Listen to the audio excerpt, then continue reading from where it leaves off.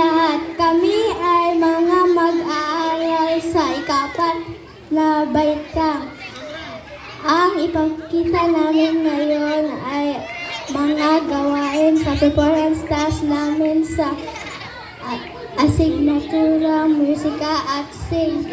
Sa pamagitan ng paligsahan sa iba't ibang forma ng sining katulad ng musika, visual na sining at literatura, ilalahok namin ang natatanging kultura ng lalawigan sa Bohol.